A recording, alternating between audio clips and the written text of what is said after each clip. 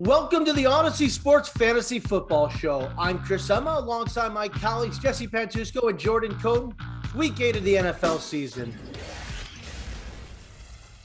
Well, let's not beat around the bush. It's a tough time out there on the waiver wires. If you're diving deep, your team's probably in big trouble. But we have some picks anyways. We have some guys we feel confident about. I will get it started, and I'm going to go with Lazard of the Green Bay Packers. And look, think about it this way. Aaron Rodgers is a guy who is now very much in control of that football team. He earned that this offseason. He knows who he wants to incorporate into this offense. And Lazard's a guy he singled out after that game saying, I wanted him involved. It was great to get him to be a part of this. He has 8 catches, 87 yards, and 2 touchdowns the last 2 games on 11 targets. He's finally becoming a factor within that Green Bay forceful offense, and Aaron Rodgers is making him a priority. So I would like to buy into that. I don't know if I'm ready to put him right into the starting lineup, but he's somebody you hold on to and believe that Rodgers will get him production. So that's my pick. Jordan, who are you looking for on the waiver wires?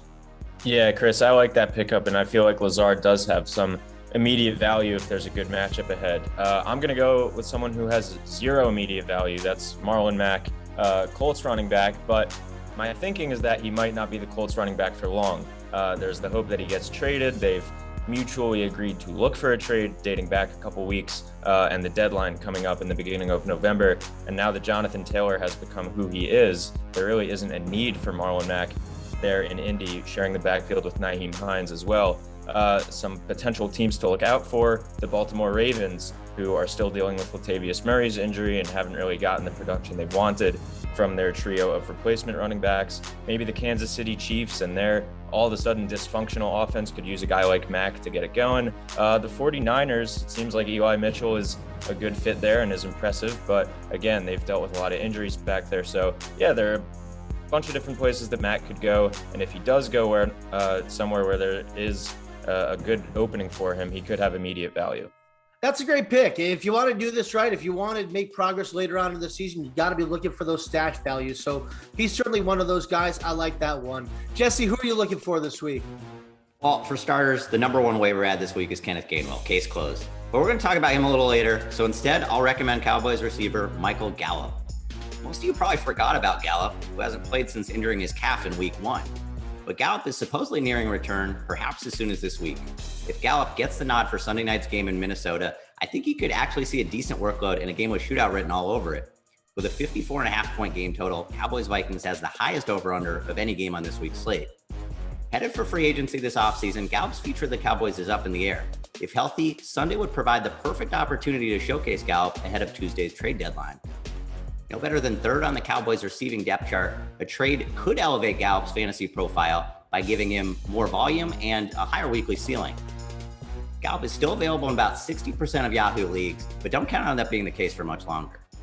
Yeah, good pickup. I like that one as well. Let's move on to the stream team. And it's a tough week for quarterbacks, but I would look toward Teddy Bridgewater. And this is simply a matchup play. He's going up against a Washington football team defense that has allowed the most points in the NFL. 32nd in scoring, 32nd in quarterback passing yards, 32nd in quarterback touchdowns. I will take my chances with a guy in Teddy Bridgewater who's been able to exploit those matchups before. A guy who we know is an efficient member of that pocket, somebody who's going to get the ball out, make those wise decisions. And you're hoping that Washington is just giving him that kind of production. So it's not a lot of great options. I considered Carson Wentz, but he had a horrible game against the Titans earlier in this season. Bridgewater will be my stream team pickup. So Jordan, you have our stream team tight end this week. Who's your pick? I'm going to go with another Colt for this pick, and I'm going to do Alie-Cox, who is becoming a pretty good tight end target for Carson Wentz out there. He has 4 good weeks in a row in terms of fantasy production from the tight end position, makes him the 6th highest scoring tight end in the past 4 weeks. And for a streaming option, I mean, really can't ask for much better. Granted, a lot of those performances have been like 2 catches, 3 catches, and there happens to be a touchdown thrown in the mix. Back in week 4, he had 2 touchdowns in a really good week.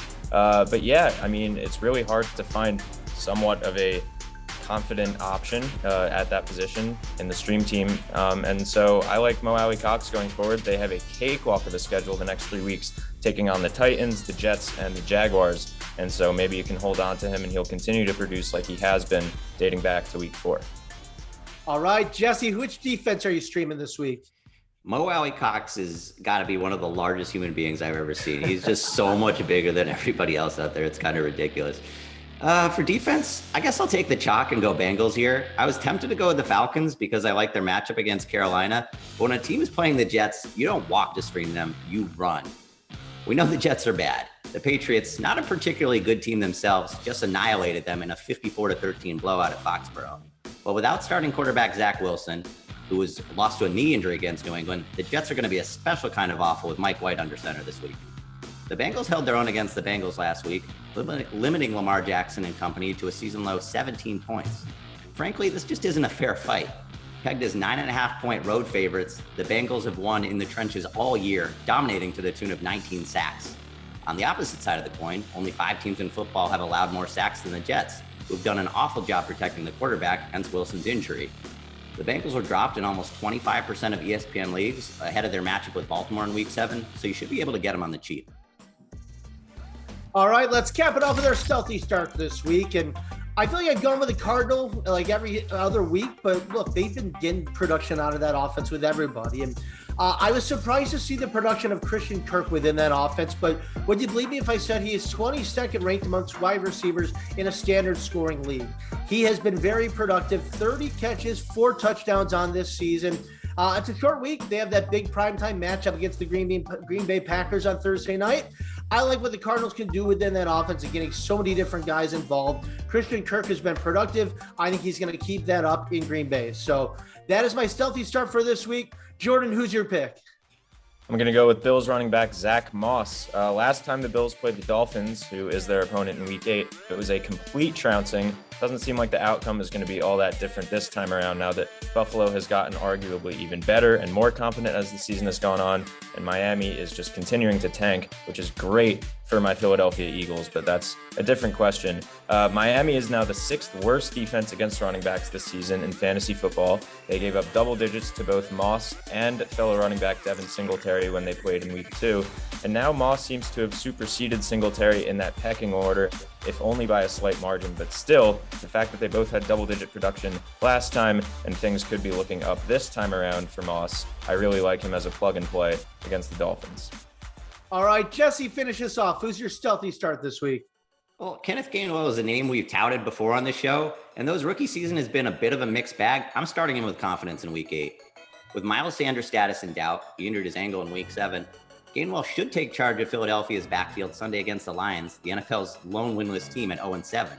And though the Lions surprisingly held Darrell Henderson in check this past week, they've still allowed the 2nd most fantasy points to opposing running backs this year. Rookie coach Nick Sirianni was a man of his word Sunday, dialing up a season-high 32 runs against the Raiders after acknowledging the Eagles needed to get their ground game going. There's always the risk of Jalen Hurts vulturing at the goal line, but Gainwell has already scored 3 touchdowns in the early going.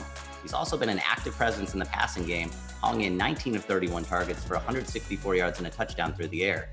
Not only is Gainwell a priority waiver ad this week, but he should be positioned for RB2 usage in a matchup most fantasy owners would kill for.